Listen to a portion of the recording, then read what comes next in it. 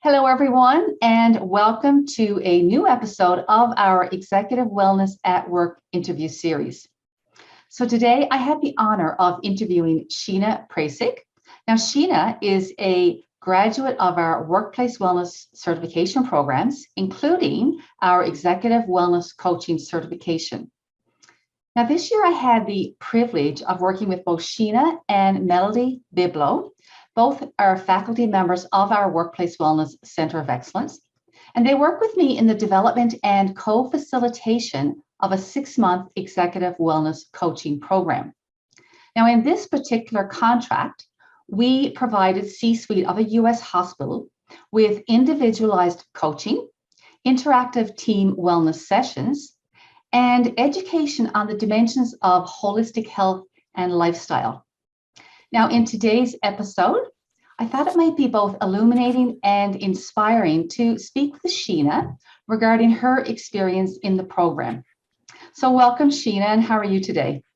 I'm doing well, Lisa. Thank you very much for having me. Oh, it's my pleasure. So Sheena, I thought it might be helpful to start off with a discussion around your experience in our Workplace Wellness certification program, and that might help set the context then for the rest of our discussion, and how participating in our programs, and especially our Executive Wellness Coaching Certification Program, which is formatted in the form of an internship, how it helped prepare you for the development and recent delivery of our Executive Wellness Coaching Program with the hospital that we worked with. Sure, absolutely. Great question. I think the thing that really stands out for me with the certification programs that you offer is the foundation that they build one upon the other. So I've been through all of them, from the level 1 training, the Workplace Wellness Ambassador Series, to the master and the focus on healthy eating, and into the executive program. And at each level, it's not just about learning knowledge and skills around working in a workplace, teaching health and well-being initiatives. It's about how to present that professionally, how to develop those presentations, and to be able to speak with confidence when you're interacting with potential clients. So you really give everybody what they need to be able to take on this type of project. I think the executive level program, the internship, gives you the exposure to thinking about things at that level. I think a lot of the health and well-being challenges are the same regardless of the client, but very much puts you in the mind of thinking about things for your particular audience, and really going into what their particular touch points are. Yeah, well said. Thank you very much for that. So for the benefit of our viewers, I'd like you to share a little bit about your role in the development and facilitation of the Executive Wellness Coaching Program that we recently finished, and how it helped elevate your skills as a certified executive wellness coach. Well, first of all, I think it was a great collaborative team effort. All three of us, I think, bring different skills to the table and different backgrounds. So I think it was really lovely the way we integrated our points of view into putting together this program for the executives. I think as well that it was an opportunity for each of us to put our own spin on certain parts of it. So we all developed different modules. The ones that we weren't developing ourselves, we supported and critiqued and brainstormed. So it really was a work that everybody had a hand in. I think that was one of the things that I think was really key with this. It was a way to develop this program as a co-creator with the skills and knowledge that was coming together by the team of 3. And I think that elevated the power of the program considerably. Well, I appreciate that. And as you know, and everything we do within the Workplace Wellness Center of Excellence is around modeling inclusivity, because it's a very big factor in creating engaging workplace wellness programs today. And so I very much, through our other programs, especially our focus on healthy eating facilitator program, and now this executive coaching program, and the one that we did for the hospital, I would agree. And I always make it my point, my mission to, involve other perspectives, because that's what really creates a rich program, I feel. So, Absolutely. I also think one other point was that by bringing the three of us together, those different views picked up things which, when I was working on my own modules, I would put something forward. Then when you and Melody would take a look at it, they say, oh, what about reshifting it this way? And I think as the program went on, I learned and grew so much through that so process. much. I always call it mutual mentoring, because I always learn as much, maybe sometimes more than maybe my students learn from me. Yeah. So I always I think appreciate that's a great description. I always Mentoring. appreciate these co-creative processes and programs. I love it. So my next question, as a co-developer and co-facilitator of the program, what insights did you gain into the wellness needs of executives today? I think one of the things in particular was the accountability factor that the coaching program came. I think that it brought that into being for them. It was something I think they had thought about doing for a significant period of time and had not been able to get into play. They knew it was a need, but I think the program itself gave them that accountability that this was the time. This was, their process to really kick off this real focus on their well-being. Having that individual coaching process, I think, was really a fundamental strength that kept them on track and kept them on that process of checking back in on what their priorities were and really making that ongoing commitment. Yeah. And for the benefit of our viewers who may not know this, we launched this pilot program, this executive wellness coaching program with this hospital, just, in the midst of the COVID pandemic. And so, put that in perspective, right? I mean, they recognize the need to really focus on their health and well-being, because we're only as effective to the extent that we take care of ourselves, and the proverbial put on the oxygen mask first, right? Absolutely. And I think it became very evident how easy it was, I think, for the daily pressures to creep back in. Yes. And I think, having this sort of program, which really kept every week, just kept pushing that well-being initiative back into the top of their mind, Yes. I think Yes. really did help them stay on track. So what did you learn about the relationship of executive well-being and their work performance and productivity through this program? I think two of the key points that really came to mind were time and energy. They are so short on time, and they really have this need to keep high energy going for long periods of time. So their time plays a factor in a number of ways. For example, needing to fit in the required 30 minutes of exercise 5 times a week that's recommended is something that most of them could not even comprehend. Right. But breaking that down into 5-minute micro breaks to refresh themselves, particularly during those stressful, really busy days, that concept was something that they could embrace and really start to notice a huge difference in how they were actually getting themselves through those longer days. Yeah, and if I could just add to that, in as much as I totally agree with everything you said, from those who I coached, before I coached in the program, and I think both yourself and Melody, we experienced the same. I was really heartened to see that a number of them did even find time pre-work or after work to build in that, say that, that movement time. Some would build in a half hour before they went to work if they didn't have an early morning meeting that they had not been doing, right? And it's because it was top of mind. They made this a commitment for themselves, their well-being, and they made it a commitment to their team, not just to themselves, but their team, right?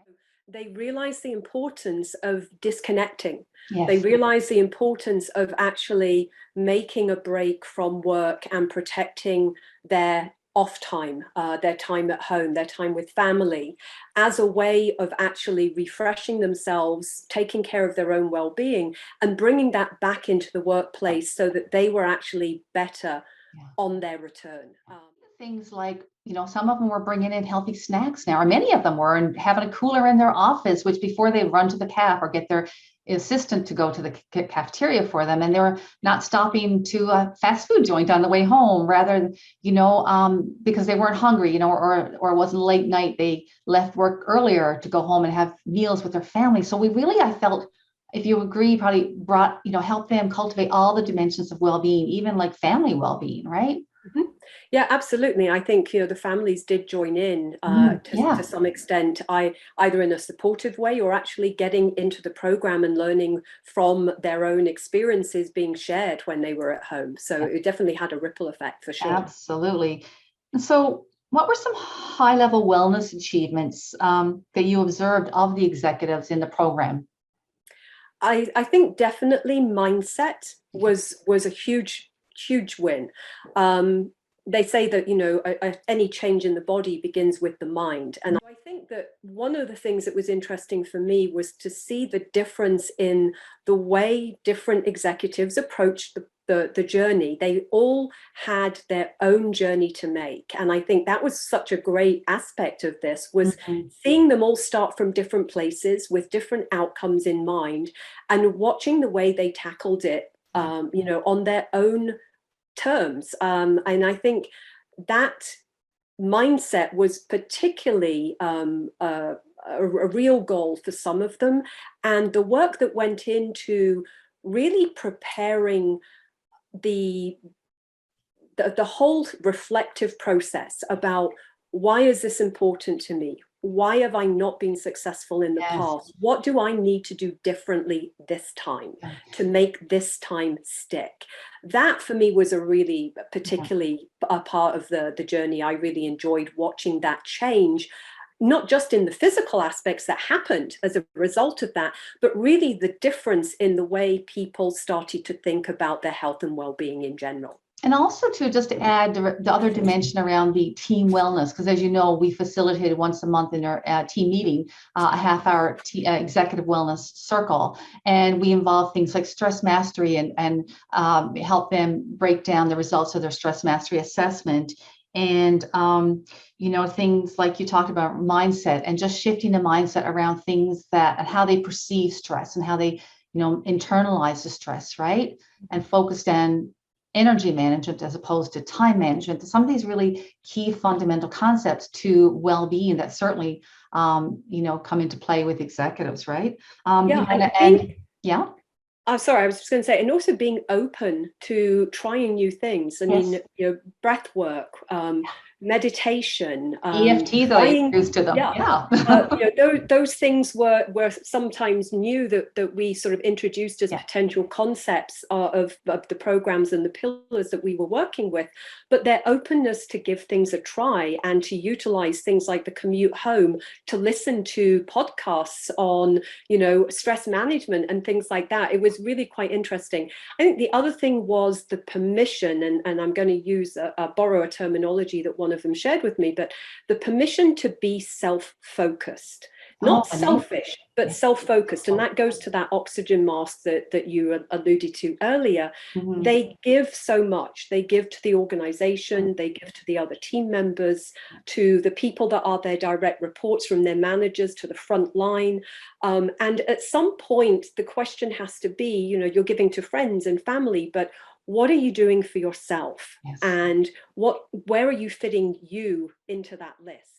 Say too, self-care increases our bandwidth and our capacity. It doesn't diminish it. Oftentimes there's a mindset that if I'm focusing on my self-care, I'm taking away time from my work or, supporting those that need me. But it's actually the opposite. And many of them experience physical shifts, like both on and off the scale victories, and shifts in their physical biomarkers, which, to the delight of their, primary care physicians. And so there was just so many benefits and successes and wins for them, and certainly for us as facilitators. Yeah, I mean, I think there were wins across all the dimensions. People were improving their sleep, Their nutrition had changed hugely as far as the choices that they were making, and feeling the effect of those choices, as you say, in a huge range of ways, biomarkers to just, the energy level, the concentration level, feeling at the end of a hard day that, what, I'm not exhausted. No, they have more energy to go home to their family and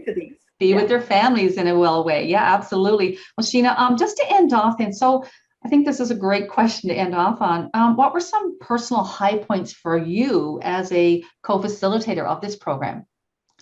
Well, two things. I think one, the group we worked with, I thought just embraced the program, and with all of the challenges that they had, I think it was a true pleasure having the opportunity to work with them, and that was really a definite win. As a coach, it was a great experience for me personally.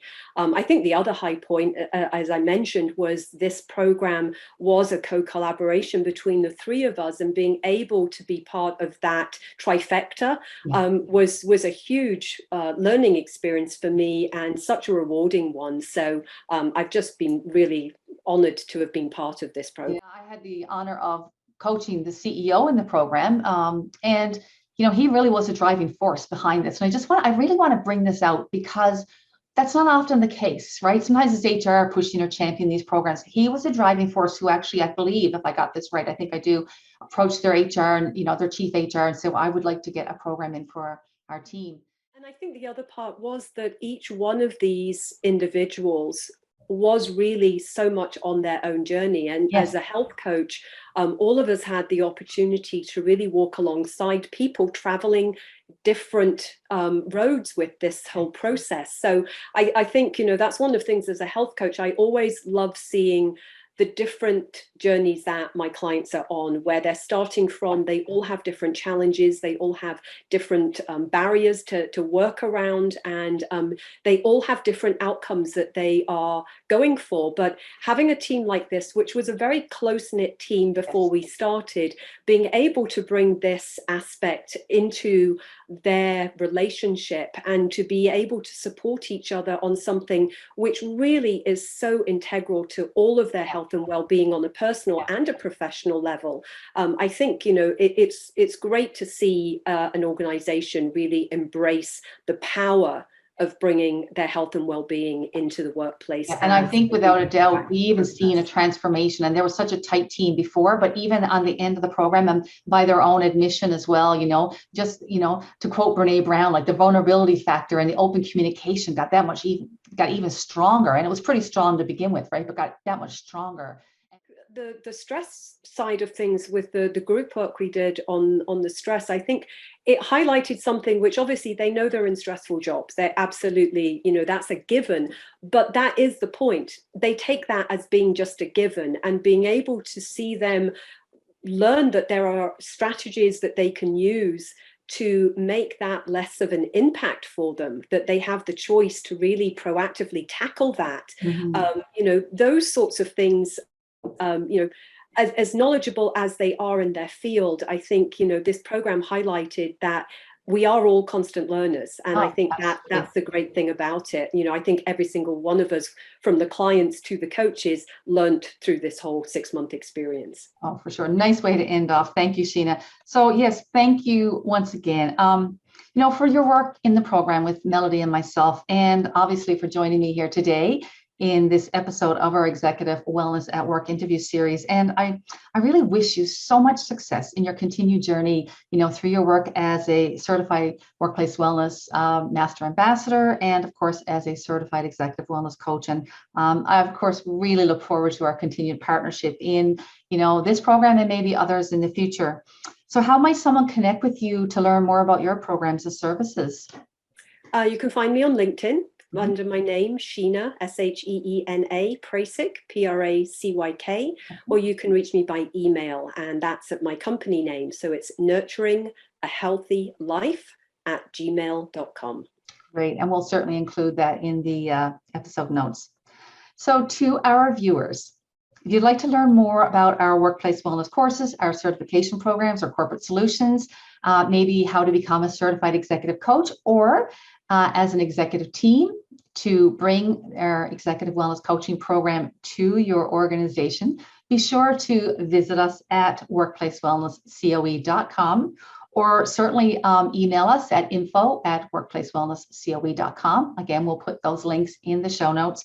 And of course, certainly subscribe. We encourage you to subscribe to our YouTube channel, the Workplace Wellness Center of Excellence, to get notified of future episodes and other videos we upload to our channel. So with that, until we meet again, stay healthy and well. Bye for now.